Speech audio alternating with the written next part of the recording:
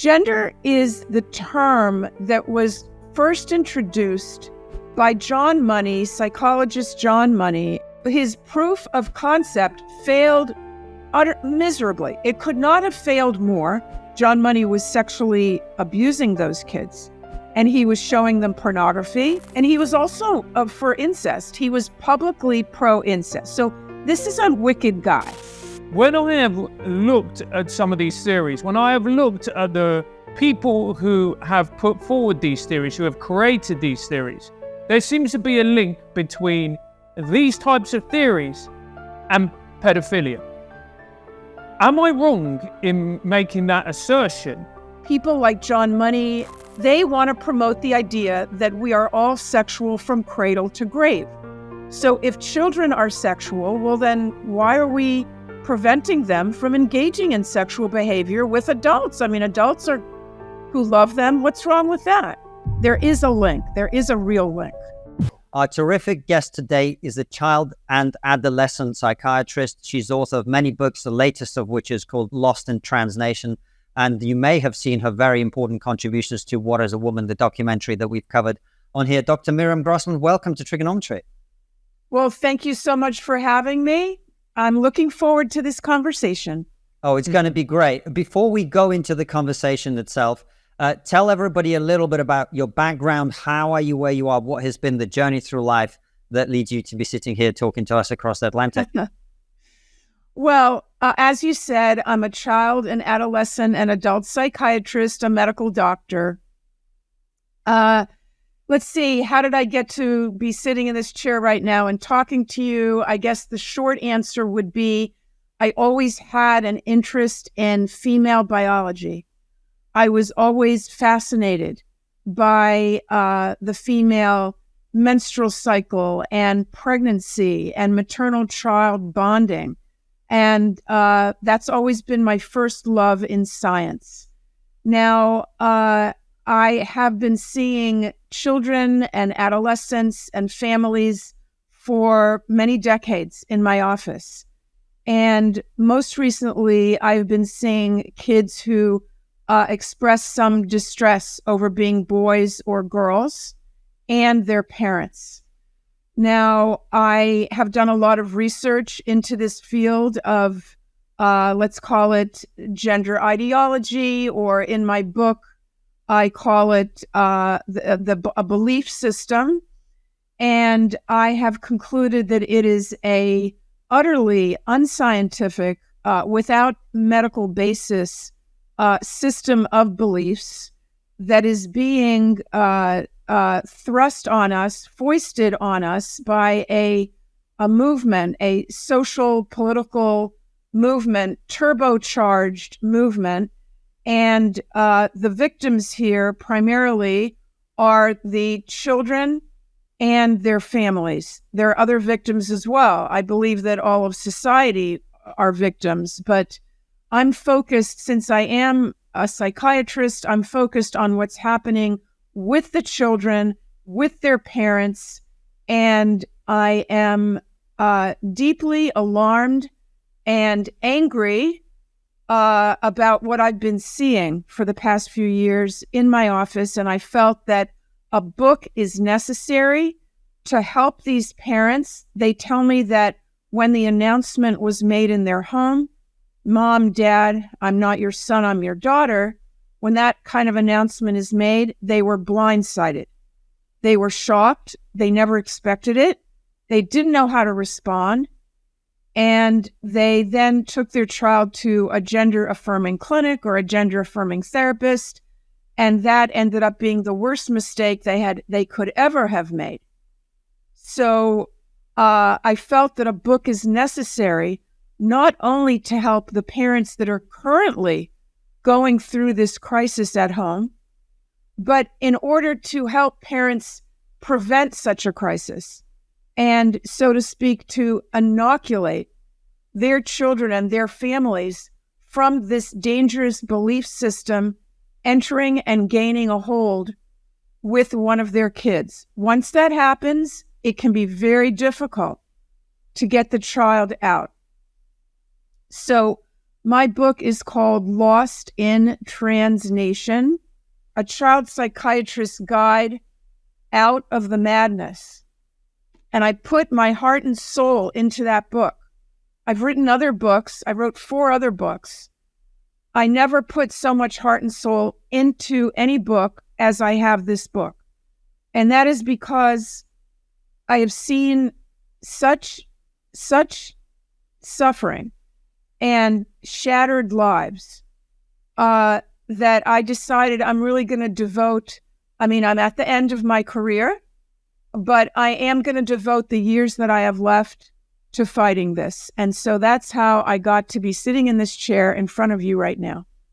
That makes perfect sense, Miriam, and it's a real pleasure to have you on the show, and I can't wait to talk about your book. Particularly, I became a parent recently, and so I know that this is kind of something that a lot of parents are having to now think about, unfortunately.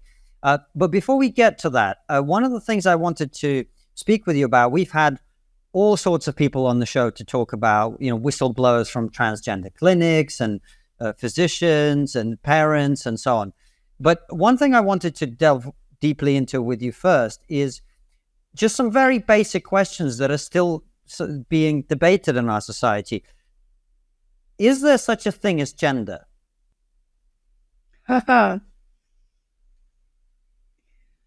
Okay, well, let's see. What am I going to do with that particular question? So that can be, we can go in different directions here.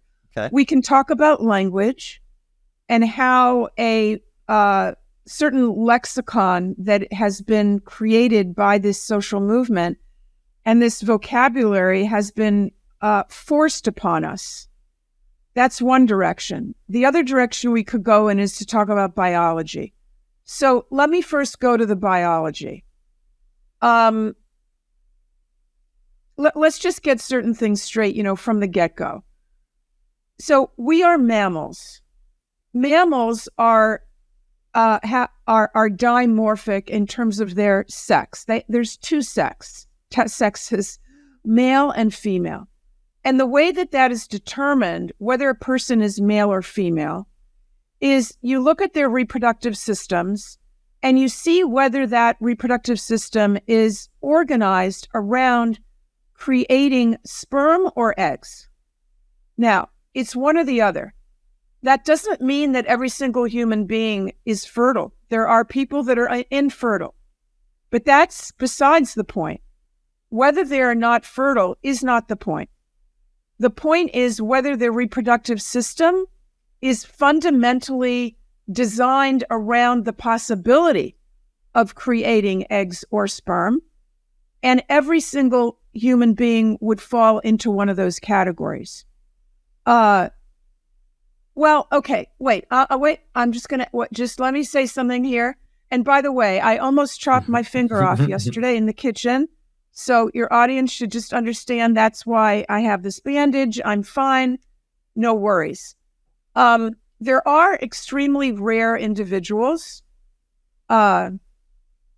These individuals at one time were called hermaphrodites, and they are now called intersex.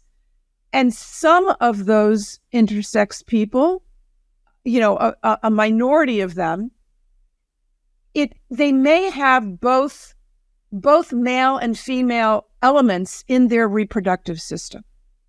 And I have had a patient like that who had both testicles that were undeveloped and an undeveloped uterus. So, and chromosomally also was an anomaly. So that person, you could argue, is truly an intersex, unclear how to identify this person. But the numbers of babies being born that fit into that category are extraordinarily rare. And what this belief system of this transgender belief system is foisting on us and on children is the belief that we all fall within some sort of a spectrum of male and female, with male and female only being the 2 extremes at each end. But then there's an infinite number of points in between those two extremes. And we have to validate all these possible identities, and that nothing is pathology, nothing is abnormal. These are all variations of human expression. Now, to get back to your question, what is gender? Gender is the term that was first introduced in the 50s by John Money, psychologist John Money at Johns Hopkins University. He was a famous sexologist and psychologist whose main area of study were these individuals that I just described, intersex individuals, babies, then called hermaphrodites. And his main interest was in how is that assignment made? Now, there's the word assignment, okay? That's a big word, right? Assignment, big word. I'll get to that in a minute. How are those kids assigned male or female when they're born? Okay, this is the 50s, the 60s. You got to wrap the baby immediately in either a pink or blue blanket. We don't have those pink. Right now we have, for a long time, those blankets that the newborns are wrapped in for decades now are striped blue and pink, at least in the US. Do you have that there? No, I don't think we have a specific color, but I'm sure it'll be rainbow colors before we know it. So it used to be, when I was doing my training and working in the delivery room, there were pink or blue blankets. And obviously, that's a very big deal. What is the first thing, if you haven't had an ultrasound and you don't know ahead of time, what is the first thing that the doctor or midwife is going to say? Congratulations, it's a boy. Congratulations, it's a girl. What happens if a baby is born and they're not sure if it's a boy or a girl? So these were the cases that John Money was fascinated with. And he proposed that he introduced the word gender and gender identity to refer to our sex as separate from our genitals. So he invented this idea that we have a psychological sex, not just a biological sex, but a psychological sex in our mind, and that we are born gender neutral. So that when we're born, even a normal child, he proposed, is born without any propensity or quality, masculine or feminine qualities. Yes, there were certain physical characteristics, obviously, that were different.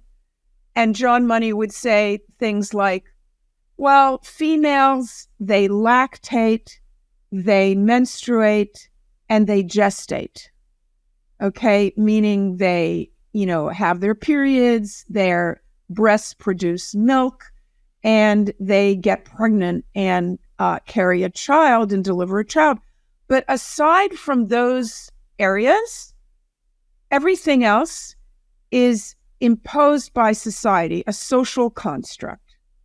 So all the sort of so-called feminine qualities of being nurturing and, preferring to play with dolls instead of trucks, and interest in the more nurturing professions, and being more maybe verbal and articulate. All these kind of stereotypical things. So John Money proposed that this is all imposed by society, a social construct.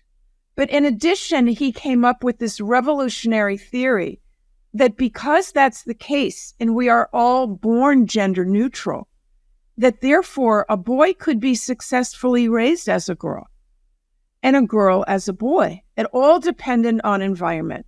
So this was at a time in society when there was a great debate going on, nurture versus nature.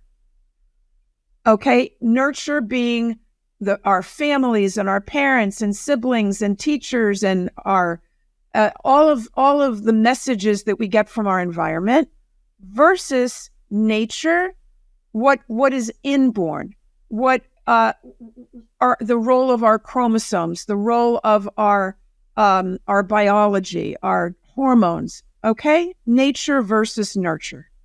So that was a big debate at the time. Now, John Money's theory that we are born gender neutral and that it was going to be society that's going to determine if a boy feels like a boy and acts like a boy, and it was not his biology. He proposed that in order for this to happen, to raise a boy as a girl as a boy, it had to happen before the age of 2.5 or 3. So that was his big theory. Now, I'll just throw in here, and I explain this in depth in the book. And I ask the question, when you have someone that devotes their life to a particular cause, to promoting a certain theory, an idea, and he really did devote his life to this idea that I just described, we have to ask why. Why is that particular idea so important to them? I'm a psychiatrist, right? I'm a shrink. So that's what I do. I try to figure people out. So I tried to figure out John Money. Why was this theory so important to him? And as you will learn, he actually, when he did his research, this experiment on this theory, and the results were negative, he refused to acknowledge those results. That's how important it was to him that his theory be proven correct. And when it was proven incorrect, big time, he did not announce that. He did not acknowledge that.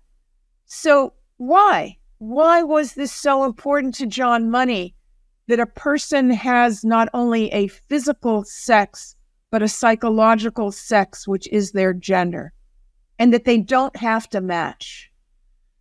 Well, if you look at his writings, and he wrote a lot, he was prolific, you find that John Money had a very difficult childhood. He was raised in New Zealand on a farm, and his father was a alcoholic who had outbursts of rage and violence. And his behavior was completely unpredictable, as most alcoholics are. And little John grew up in a home in which he was beaten by his father, and he witnessed his mother being beaten by his father as well. Now, John was a boy who was a small stature, and he was a thoughtful child. And he was not a stereotypical boy who was out there getting into fights and being aggressive. And he wrote about his childhood that he realized that it might be better for women if not only animals, but men were gelded. Gelded, of course, meaning castrated. Again, he grew up on a farm. He saw animals being gelded, I would imagine. I don't know for a fact. But he knew about gelding male animals. And he wrote that it might be better for women and better for the world if men were gelded. A true feminist. Now, he also wrote, and this is most telling, John Money wrote, "I bear the evidence of man's vile masculinity." I don't know if I got every word there. I think that's right. something about bearing the mark or bearing the evidence of man's, of vile masculinity. In other words, his genitals. So if we were to diagnose John Money today, we would say he could have had what we call gender dysphoria, which is an aversion, a feeling of discomfort, severe discomfort with your genitals and with your biological sex. So I'm proposing that John Money had gender dysphoria. Hey Francis, do you want to protect your privacy? Of course I do. Now that I'm an international celebrity who's appeared on hit shows like the Joe Rogan Experience, I have to protect myself from vicious people looking to tear me down. I'm the Michael Jackson of the internet. Not the celebrity I would have gone for, but trust is important when picking a VPN. I don't trust anyone after she left me. She took everything. Francis, remember what your lawyer said. Good point. You can trust ExpressVPN because they don't sell your data to advertisers. They've even created software called Trusted Server that means they can't store any data at all. ExpressVPN uses Lightweight, a VPN protocol that makes user speeds faster than ever. ExpressVPN is now blazingly fast. You can watch HD videos with zero buffering. Thousands of pounds in legal fees. The great thing about ExpressVPN is that you don't need any technical skills to set it up, just like Francis. Fire up the app and it's one button to connect. One tap on a button was all it needed for my entire life to disintegrate. Loads of people are saying that ExpressVPN is the best VPN there is. Business Insider, The Verge, and many other tech journals rate ExpressVPN as the #1 VPN in the world. Go on, Francis. Protect yourself with ExpressVPN. Use our link, expressvpn.com/trigger today and get an extra 3 months free on a 1-year package. That's expressvpn.com/trigger. Visit expressvpn.com/trigger to learn more. She took everything. So, gender is a concept invented by this very troubled guy in the 50s and 60s. And yet, the idea that gender exists is everywhere now. Am I hearing you correctly if we summarize that it's actually BS? There's no such thing as gender in humans or in animals? No, I wouldn't say that because there are many, many people that do experience this kind of psychological sex called gender. What I would say is the problem here is not that gender doesn't exist. It's saying that gender or gender identity is primary, is more important than your physical identity. And that everyone has to, bow down and gesticulate to their own or others' perception, their own or, perception of their gender identity, that is primary. And even if a child is 5 years old, that if the moment that boy says, I'm a girl, we're supposed to all say, okay, you're a girl. What name do we use? What do you want to wear? Let's grow your hair out. And imagining that they are not going to pay a price for that, for denying their biological sex. That is my argument. So what I am saying is that this idea, and it is simply an idea, it's not hard science, it's not something we can measure. Okay, biological sex, we can see it. We see it under the microscope. Okay, you see the chromosomes. You see the egg. You see the sperm. You can measure it. You can take pictures of it. You can study it using the scientific method. Gender is not something that we can measure. We can at least not measure it in a way that's consistent with the scientific method. So gender would fall into the area of soft science, not hard science. And that's important to point out as well. Soft science being, hard science being areas, the study of the real physical world, biology, chemistry, physics. Miriam, can I just want to stop you there because what you're saying is incredibly interesting. My question is if this man has been discredited, if his research was found to not have any scientific value, then why is it that these ideas are still being propagated today? Bingo. And my book explains why. And the short answer is that, number one, he publicized his fraudulent data, and we didn't get into the experiment that he did on these twins, and we don't need to, but your audience should learn about it. He had one experiment. He did his proof of concept of his theory of gender identity being that we're born gender neutral, and that it's all about society, and that it's all about gender identity, and that it's fluid. All that stuff was his proof of concept failed miserably. It could not have failed more, but it only became known that it had failed after about 25, 30 years after he began saying that it was a success. So there was a long delay in the discovery that the individuals that he had experimented on, the boy that was raised as a girl because he had had his penis burnt off during a circumcision, and his parents took him to Johns Hopkins to see Dr. Money. Dr. Money said, raise this boy as a girl and he will be fine. We'll castrate him. We'll do some surgery. We'll give him some hormones at the right time. He'll be absolutely fine. They listened to him. They tried it. It was a disaster. He ended up killing himself. He never felt like a girl. He never acted like a girl. And his biology was coming through loud and clear. That Y chromosome, that tiny little Y chromosome, makes a big difference. Now, by the time that David Reamer, this boy that was raised as a girl, came out publicly and said, my life was a disaster because of John Money. I was exploited by the medical field.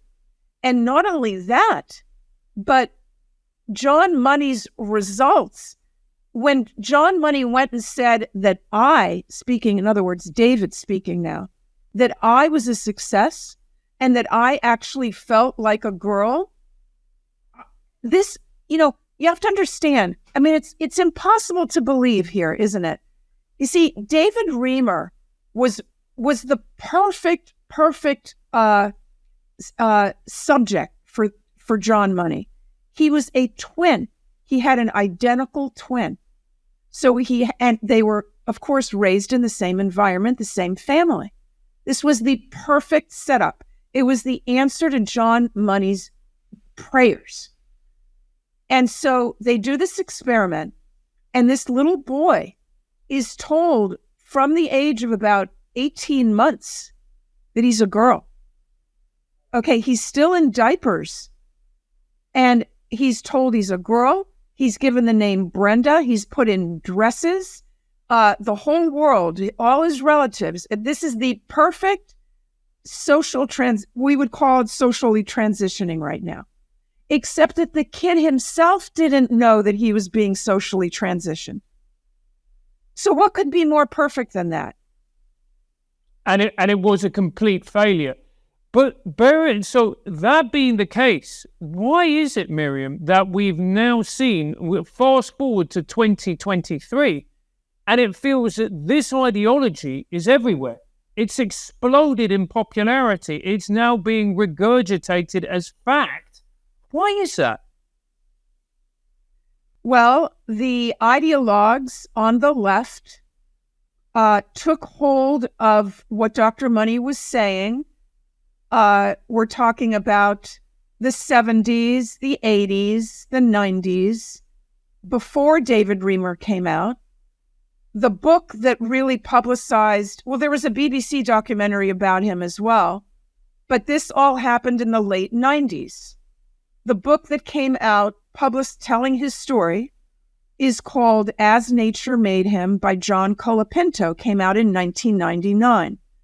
It was before John Money died. John Money, his whole life, never made any public statements regarding what happened. In other words, public statements acknowledging the disaster of his experiment. You're asking the question that I've been asking for 15 years. Why is it that now that we know what happened to those twins, and did I say they both committed suicide, or did I just say David did? No, you just You said said David. They both commit. Well, the other, his identical twin, died of an overdose. So he destroyed a family, John Money, and he was, every time the kids were taken down to see him, because they lived in Canada, and the parents would take them down once a year to see John Money. John Money was sexually abusing those kids, and he was showing them pornography.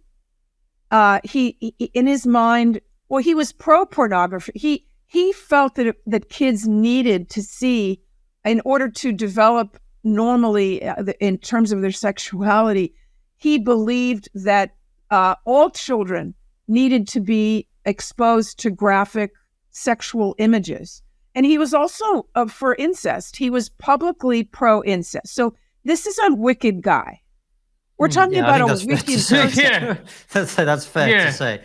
I think that's fair to say. It is fair. Yeah. So I think the thing that Francis is trying to get at is, how does this person remain in all our lives to this day with his crazy theories that are now being taught in school, that are now creating clinics? I mean, why is this continuing? And your profession, you are, is to my understanding at least, a bit of an outlier. Many people in your profession believe that children who say that they're the opposite sex must be affirmed. Of course. Well, that's what my association tells me to do as well, my professional association, obviously. So do they not know about John Money's failed experiment? Do they not care? I mean, how are we here? I would say they don't know. I would say that this is already so ingrained, this whole hoax has become so ingrained and baked into so many institutions that it's really difficult to make any sort of headway and make a U-turn and look at this. And I'll tell you something also that's very fascinating. The book that I am telling you, the book from which I learned all this, John Colapinto's As Nature Made Him, that book got an award from an LGBT literary association. Like, what? Why? Let me explain. You see, the way that they see this case of the twins is that this is how they spin it. They say, well, David Reimer's gender identity was male, and it was put upon him that he should be female.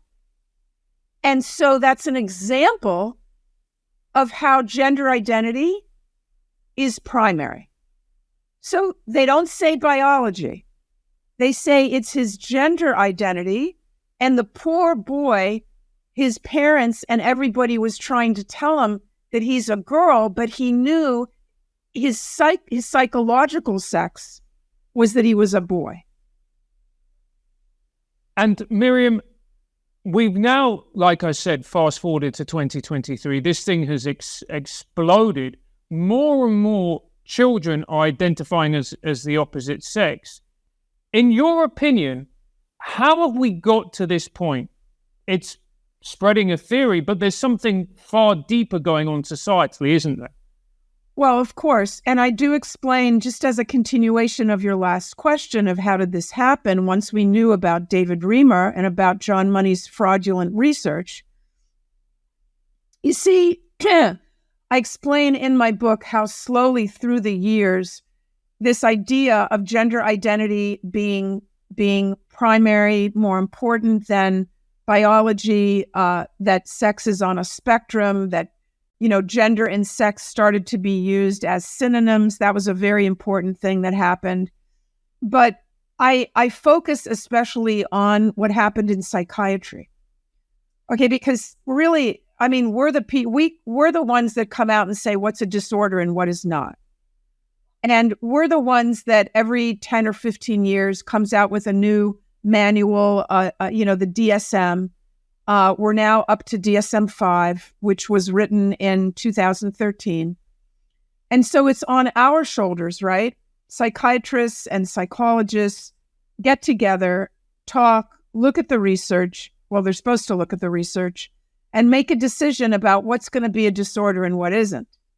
So what happened regarding this particular situation is that we knew in psychiatry for a long, long time that there were extremely rare individuals that had gender dysphoria, which is this intense discomfort with your sex.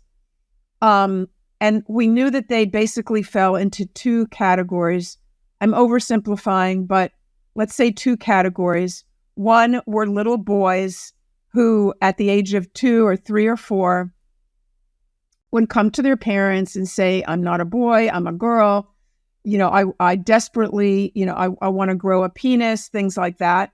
And we know that those kids, if they are watched carefully and given support, the vast majority of them, if they go through puberty, normal puberty, not synthetic puberty, will outgrow their gender dysphoria. The other group of people that we always knew about were middle-aged heterosexual men who enjoyed cross-dressing and after having families would sometimes make the decision to live the rest of their lives as a female and perhaps get the medical treatment. So those were the two groups. Now, very rare, again. So what happened is that when it came time, so there was a diagnosis in the DSM called gender identity disorder. And what I just described to you about those two groups, they had gender identity disorder with the emphasis on disorder. Now, society was changing, culture was changing, and there were, in the universities and in sex education, big thing. I'm not going to have time to talk to you about sex education, but this was a major influence and pipeline into these kids' minds. So all these changes were happening, and essentially they were, without psychiatry even putting their stamp of approval on the idea that gender identity is more important than biology, and that you can have an identity separate from your biology, at odds with your biology, and that is not pathology. That does not represent psychopathology. That idea was already swirling around and was actually accepted. I went to a lecture, I think it was in 2006, and a psychiatrist, was it a psychiatrist? It was a medical doctor, stood up and gave a lecture on, if you have someone that comes to your office and wants to go on hormones and get surgeries in order to live as the opposite sex, our job as doctors is to give it to them. Our job as doctors is not to, examine or do what they call gatekeeping, send the person for psychotherapy. Our job is to accept what they're saying and to rubber stamp their diagnosis and do what they wish. Now, that was back in 2006. So, and I explain all this in the book. So this was already happening. And there were a lot of people in psychiatry and in psychology who believed that we should simply be rubber stamping and what they wouldn't call it rubber stamping. They would say that it's the person's civil right and that this is respecting them and respecting their identity. And so by the time that it came to be for psychiatrists and psychologists to write a new DSM, the pressure was very, very high, not only to eliminate this diagnosis as a disorder, but to take it out altogether. So that it shouldn't even be part of this manual of psychiatric disorders or conditions. Miriam, this is why I asked you right at the beginning about the concept of gender itself, because, and I'm not a psychiatrist, as you can imagine, so correct me on everything I'm saying, but it seems to me, as we've looked at this issue and talked to different people, that a lot of the conversation we're having stems from the invention of this concept of gender. And if we were to say, yes, some people feel a discomfort with the biological sex that they are, and yes, that is something that causes them distress, that is something that they can seek psychiatric help for, and maybe for some of those people, living as the opposite sex may be the right solution. But that does not mean that this mythical concept of gender identity exists.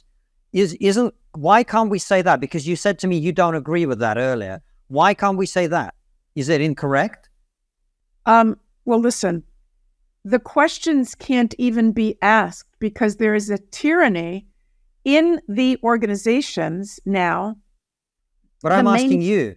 I'm asking you. Oh, well, of course, that is of course, what you just said is correct, that we have to acknowledge that there are rare people, they used to be rare, that do have this disorder, and they deserve our compassion and they deserve our understanding. And yes, some of them do require these interventions. Absolutely, they do. I'm not denying that.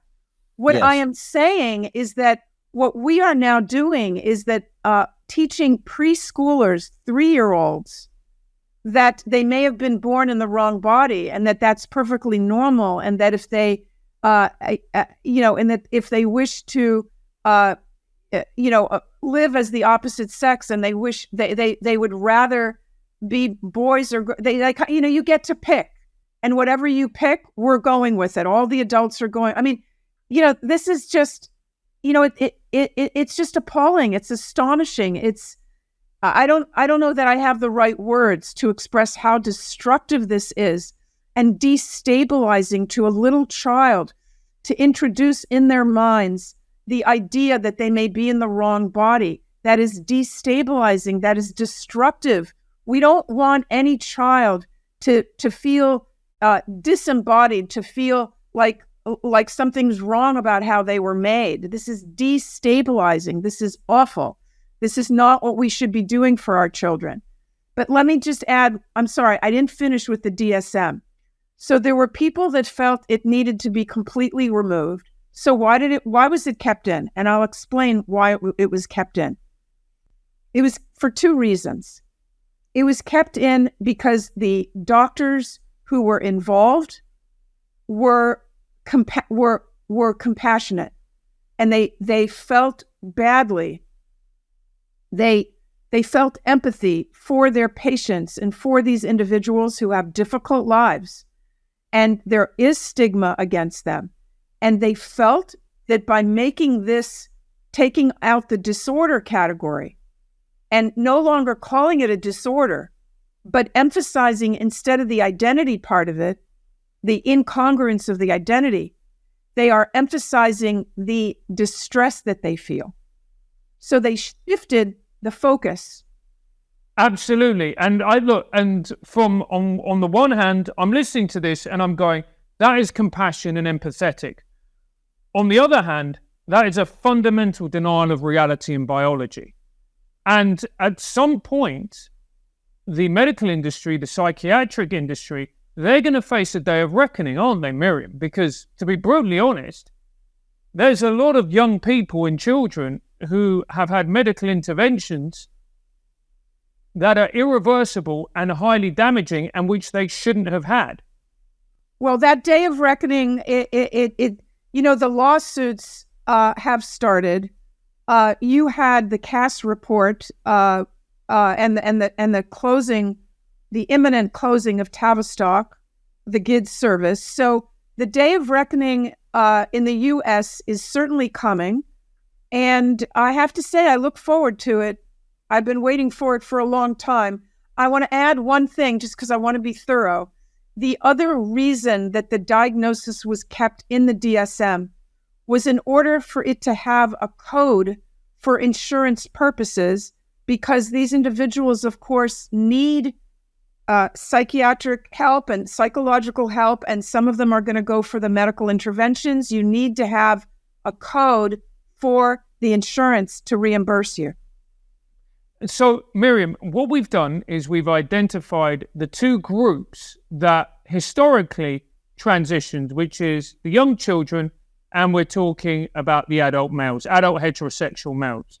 What we haven't addressed is the young girls, which now seems to be almost the majority of people.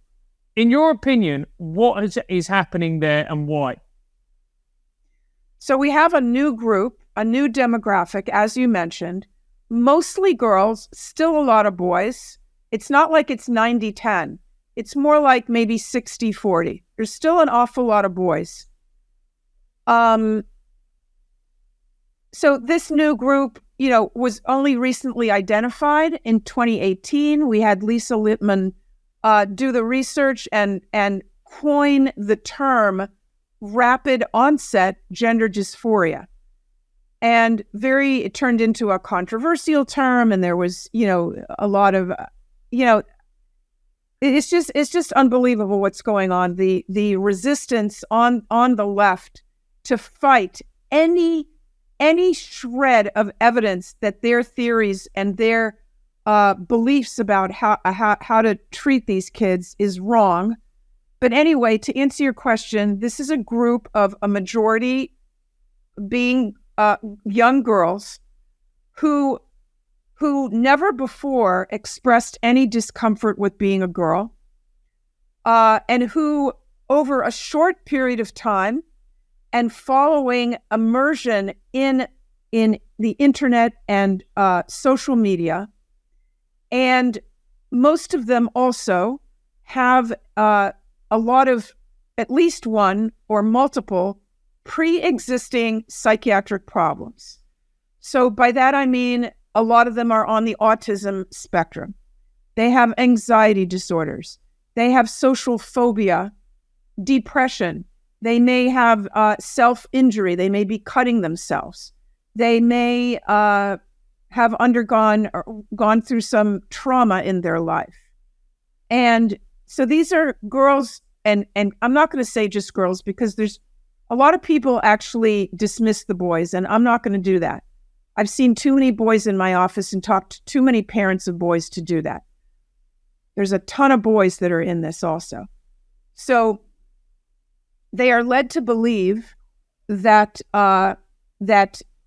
if they don't feel comfortable with themselves, if they don't like getting their periods, they don't fit in with their friends, they're not stereotypical girls, perhaps they're attracted romantically to other girls. There's many different things that could be going on here. Well, then you might be a boy. And of course, you get a lot of points. Your status is elevated when you come out as non-male or female. I don't use the word cisgender because that's part of the lexicon that I refuse to use. If you come out to your friends as being neither male or female, it's, you're kind of an elevated status. And not only that, but you are no longer, you see, if you are a white, heterosexual, middle class or upper class student, you're an oppressor. I mean, this is a whole other subject, right? One with which we're quite familiar, Miriam, Yeah. believe me. Okay. So you don't want to be an oppressor. Yeah. You want to be oppressed. You don't want to be an oppressor. So if you are a member of a sexual minority and, or another minority, you can't change your race. You can't change your socioeconomic status. You can't change, you're not going to come out and say you're gay or lesbian if you're not. But to say that you're neither male or female, okay. I mean, after all, we're all mosaics. This is me speaking now. This is the truth. I'm not saying that this is what these kids say. I could wake up one day and be feeling more I don't know, ambitious and aggressive and like, I'm going to go and do this. And I could say, oh, I'm feeling masculine today. Maybe I'm non-binary. I mean, look, that was my first thought when you joined the call, Miriam. Yeah. But listen, I want to ask you about, you, obviously what you're saying makes a lot of sense to us. How have your views been received by your colleagues, and how have you found speaking about these issues, which you did actually much earlier than most people from 2009 onwards? What impact has that had? How easy has it been to publish your books, etc.? It's not been hard to publish my books, but I do have to go to those publishers that believe in free speech. Mm-hmm. So you've got a choice of two. Yeah. And the book, You're Teaching My Child What, that warned parents about sex education. And I just want to emphasize, I write these books as a medical professional. So my books provide science. They provide medical information. This isn't, my beliefs as a religious person, which I am. These are medical facts. And so you're asking about the response. Well, my 2009 book was considered, of course, politically incorrect. And so it was only picked up by organizations that are conservative, religious organizations, and so on. So, I mean, I did have some success, not anywhere near as what I still believe it deserved. The book is coming out again. Actually, it's very interesting that now that I have this book coming out, and now that sex education finally, people are realizing that what their kids are being told is just, it's wicked. Again, we get that word back again. I mean, what we're exposing kids to at a young age, and the lies that we are telling them, not only about gender, about other things, but finally, people are waking up and parents are waking up. I know in the US, I don't know about the UK. Oh, by the way, did you know that I spoke in the House of Lords 12 years ago? No, we didn't. No, we didn't. There you go. How would you know? Yeah. There's a reason why the left dislike you, Miriam. Right. So I spoke there about sex education, and oh boy, at that time, your sex education in the UK, it was even worse than ours. When I say worse than ours, if I recall correctly, you had websites. I'm getting off topic a little bit, but I remember doing research into your sexuality education there and going on to government websites, or NGOs, NGO organizations that are funded by your government. And there would be links provided to the kids that were on that site of where to go, like bars, where to go for gay sex. It just I mean, whenever we touch upon this subject, I find it horrifying, particularly as I used to be a teacher and in education. I guess the question, and the reason I stopped you there is because I'm going to ask a question which it's an uncomfortable one. But I didn't answer. Wait, do you want to answer? But no, because it provides a link into the question that I'm going to ask, which I think goes to the heart of some of this stuff. When I have looked at some of these theories, when I have looked at the people who have put forward these theories, who have created these theories, there always seems to be a link. And if I'm wrong, please push back on me. I'm not putting words in your mouth. There seems to be a link between these types of theories and pedophilia.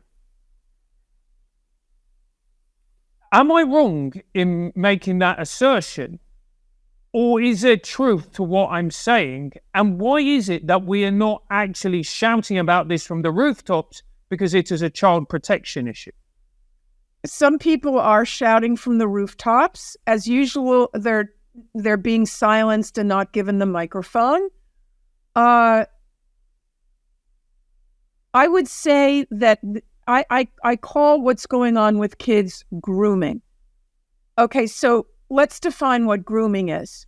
Grooming is the emotional and psychological manipulation of a vulnerable person with the goal of exploiting them in some way in the future. There is sexual grooming, there is financial grooming, and there is ideological grooming. Now, I believe that with all of our sexuality education and gender education, there is no doubt in my mind that there is sexual and ideological grooming that's going on. And I'll explain a very simple thing to you. You see, if you have a 4 or 5-year-old and they're in a preschool group, and the teacher begins to discuss anatomically correct names for the body. And this is a huge thing, in sex education, that these little kids need to know penis and vulva and clitoris and testicles. Like, they all need to know. They shouldn't be using childish names for those parts of their bodies. Oh, no. That's a bad thing. They need to know the terms, the actual terms. But you see, when that begins, what happens? The message that the child is given, is that we can talk about these very private things at school. We should not feel a sense of embarrassment. If we feel a drop of embarrassment, we need to deny that. The teacher's talking about these things. She or he feels very comfortable talking about a penis and a vulva and a clitoris. I should also be comfortable with all my classmates around me, boys, girls, with this teacher that I may have just met 2 weeks ago. I'm supposed to feel comfortable. So that's called desensitization. And that is the beginning of grooming. Because in order to groom somebody, that person has to feel comfortable with you and has to trust you. So when our sex educators are telling us, as they have been for so long, that these little kids need to learn their anatomically correct words for their bodies, and that's only the beginning. I mean, they're telling them about, anal sex by the time they're 10 years old, but let's put that aside. So it's a form of grooming. It's a form of, at such a young age, the child is supposed to deny their inborn sense of shame or let's say embarrassment. That's a normal sense of embarrassment. That should be there. That's what I'm arguing. We want our kids to have that. And the other message that the kids get from the teacher, from that whole thing of learning those words and talking about genitals, is they get the message that it's not at home that I'm going to learn about these things. It's not my parents that are the experts that I need to go to for my questions. It's my school. It's my teacher. It's people outside. And it's a good point, and I take your point. But let's just go back to my initial question about we've brought up John Money. I've read and I've heard about other people who have propagated these theories. And again, there was the issue of I'll tie it in. Wait, okay. I'm going to tie it in. Okay, go for it. When a child has internalized that message of, I can trust this person, this adult, it's not at home that we discuss these issues. I have to deny my internal discomfort. That is making that child more available for inappropriate sexual behavior. That's how I'm tying this into the pedophilia. Does that work for you? Yes, but it does, and I get what you're saying, and it's a very good point. But I was looking at it more mostly in the case of, if we look back at it historically, a lot of people who have propagated and created these theories, there is a link, is there not? Or am I misrepresenting or simply incorrect? Yeah, there is a link, and there's the link is to destroy any remnant of any Judeo-Christian morality in our society, and that's a part of it. The sexual morality part of it, and again, people like John Money, Alfred Kinsey, who we didn't discuss, they promoted, also a pedophile. They want to promote the idea that we are all sexual from cradle to grave. So if children are sexual, well then why are we preventing them from engaging in sexual behavior with adults? I mean, adults who love them. What's wrong with that? So it's all part of destroying the morality so yes, I agree with you. There is a link. There is a real link. Miriam, we're running out of time. I know that one of the things you're keen to get across in your latest book is, and we've had people who detransitioned and people who nearly transitioned and parents who socially transitioned their children on the show. But one of the things you really wanted to talk about is, and briefly, is the impact that gender ideology and its consequences has on the entire family unit, not just the individual young person who goes through this. So correct. Tell us in a couple of minutes what's going on there. Okay. I mean, I'll just emphasize that my book, Lost in Transnation, is a book for families, for parents. It is not for professionals. It's for moms and dads to be able to inoculate their families against these dangerous ideas before they have a problem, before one of their children comes home and says, Mom, Dad, I'm not your son, I'm your daughter. So it's very practical advice. I have model conversations that you can have with your child, a model conversation you can have with a therapist or the principal of your school. Now, the impact, what you just asked me, the impact on families. We're all focused on the young people. Of course we are. Of course we're focused on them. They are the primary, that's ground zero.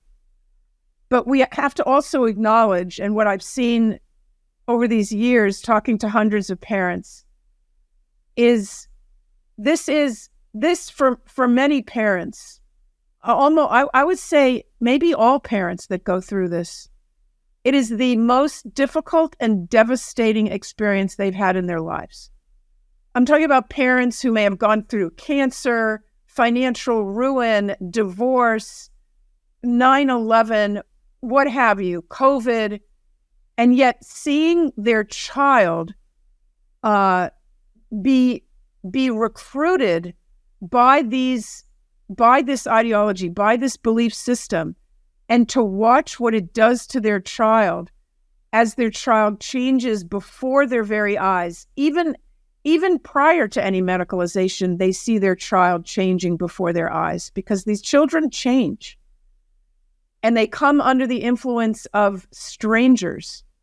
And those strangers place a wedge between the child and their loving and devoted parents. These are not parents who need to be reported to Child Protective Services.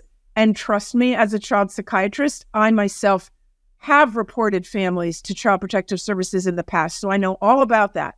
And I know all about families that cannot raise a child and the child has to be removed for safety purposes. I know about that. These are loving and devoted families, and the child needs their parents, and their parents have the right, the constitutional right, to direct their child's upbringing, their education, and their medical care. Now, these ideologues, these people at school, pediatricians, Child Protective Services, like you said, it's everywhere. A wedge is placed in that relationship. And sometimes the wedge becomes too big, and the child is actually estranged from the family. But even if the child is not estranged, the impact on the parents. I just spoke to a woman who is going through this with her daughter is identifying as a boy.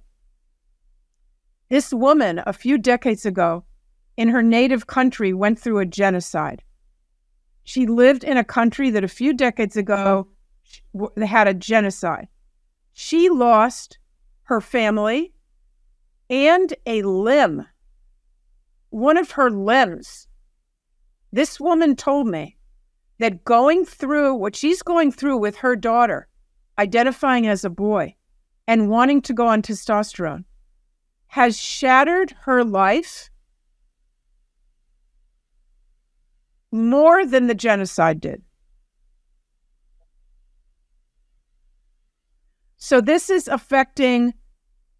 a ripple effect, not just parents, siblings, grandparents, cousins, and we didn't even speak about the other students in the classroom. What's the effect on other students in the classroom when suddenly they come back from their summer vacation and someone that they always saw as a boy is now they're supposed to, in their minds, think of as a girl. So we don't have time for that. But let me just remind your audience that I am providing, this is the first book in existence written by a medical doctor that is providing parents with the information that they must have to understand this and to prevent, to do what they can, to give them the tools to prevent this terrible, devastating damage from affecting their families. Miriam, we are going to continue the conversation with questions from our supporters and a few more from us on our locals. But for this section of the interview, we always end with the same question, which is, what's the one thing that you think we're not talking about as a society that we really should be? And it doesn't have to be related to this, although I imagine it might be. We're not talking about how evil really does exist. We have to face it. If we don't face it, we are having this devastation that can have. We have to acknowledge that there are evil ideas and that there are evil individuals. And if we don't recognize it, how are we going to fight it? Well, thank you for that. And we invite you all to join us over on Locals, where we continue the conversation.